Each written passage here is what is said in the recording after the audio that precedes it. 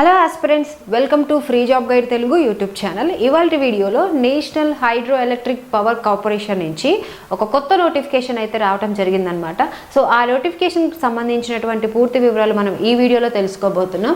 So ఇక్కడ చూసినట్లయితే ఆ పోస్టులు వేటికి సంబంధించి రిలీజ్ కావడం జరిగింది, తర్వాత ఎన్ని నెంబర్ ఆఫ్ వేకెన్సీస్ ఉన్నాయి, ఇంపార్టెంట్ డేట్స్ ఏంటి, శాలరీ ఏంటి, ఎలిజిబిలిటీ క్రైటీరియా ఏంటి, స్కీమ్ ఆఫ్ ద ఎగ్జామినేషన్ అనేది ఏ విధంగా ఉంటుంది అనేటువంటి అంశాలన్నీ కూడాను మనం ఈ వీడియోలో తెలుసుకుందాం.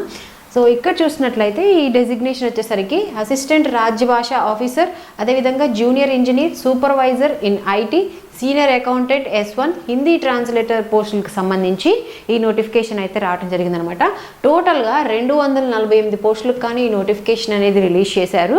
సో ఎలిజిబిలిటీ క్రైటీరియా విషయానికి వస్తే ఎవరైతే masters degree from a recognised university in Hindi, ఇదేంటి రాజభాష ఆఫీసర్ కాబట్టి వీటికి హిందీలో MA ఎవరైతే కంప్లీట్ చేసి ఉంటారో వాళ్ళు ఈ ఉద్యోగాలకు అప్లై చేసుకోవచ్చు.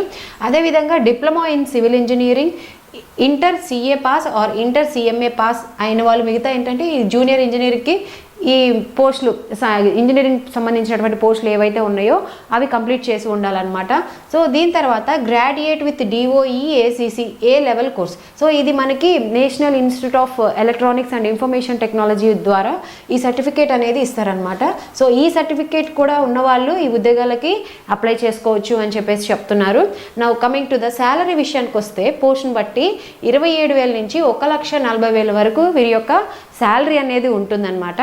Now coming to the selection process విషయానికి వస్తే ఇందులో మనకి కంప్యూటర్ బేస్డ్ టెస్ట్ ఉంటుంది, అదేవిధంగా రిటర్న్ టెస్ట్ అనేది ఉంటుంది. ఎక్కడైతే ఇది అవసరం అంటే అన్ని పోస్టులకి కాదు, కొన్ని ఎలిజిబుల్ అంటే అప్లికబుల్ పోస్టులు ఉంటాయి అనమాట. సో వాటికి మాత్రమే ఈ యొక్క రిటర్న్ టెస్ట్ అనేది ఉంటుంది. మిగతా పోస్టులకు మాత్రం ఒక CBT అనేది కండక్ట్ చేసి CBTలో క్వాలిఫై అయిన వాళ్ళకి డాక్యుమెంట్ వెరిఫికేషన్ చేసి ఈ ఉద్యోగాలు అనేవి ఇవ్వడం జరుగుతుంది అనమాట. సో ఈ విధంగా అయితే సెలక్షన్ ప్రాసెస్ అనేది ఉంటుంది. దీని తర్వాత ఏజ్ విషయానికి వస్తే మ్యాక్సిమం ఏజ్ లిమిట్ వచ్చేసరికి 30 ఇయర్స్ అనేది ఉందన్నమాట. Now coming to the date of application విషయానికి వస్తే స్టార్టింగ్ డేట్ వచ్చేసరికి ఇక్కడ September 2 నుంచి అప్లికేషన్ డేట్ అనేది స్టార్ట్ అవుతుంది. అదేవిధంగా ఎండ్ డేట్ వచ్చేసరికి October 1 లోపు ఈ ఉద్యోగాలకి సంబంధించి అప్లై చేసుకోవాల్సి ఉంటుంది అనమాట. డెడ్ లైన్ వచ్చేసరికి October 1 అనమాట. Now coming to the application fee విషయానికి వస్తే ఎవరైతే జనరల్, EWS, OBC క్యాండిడేట్స్ ఉంటారో వాళ్ళకి 600 రూపాయల చొప్పున అప్లికేషన్ ఫీ ఉంటుంది. దీంతో పాటు ట్యాక్సెస్ అనేవి కూడా కలుపుకొని మొత్తం 708 రూపాయలు అనేది అప్లికేషన్ ఫీ అనేది చెల్లించాల్సి ఉంటుందన్నమాట. ఎవరైతే SC, ST, PWD, ex service men, female candidates ఉంటారో వాళ్ళకి ఎటువంటి ఫీ అనేది లేదు, ఫీ ఎగ్జామ్షన్ అనేది ఇవ్వటం జరిగిందనమాట. సో అప్లికేషన్ లింక్ అనేది కూడాను నేను మీకు కింద డిస్క్రిప్షన్లో మెన్షన్ చేస్తాను.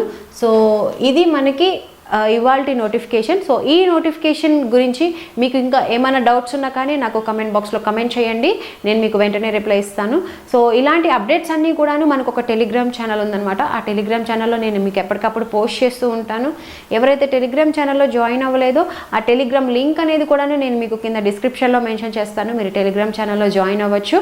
సో ఇలాంటి మరిన్ని జాబ్ అప్డేట్స్ కోసం please follow our free job guide Telugu YouTube channel. Thank you.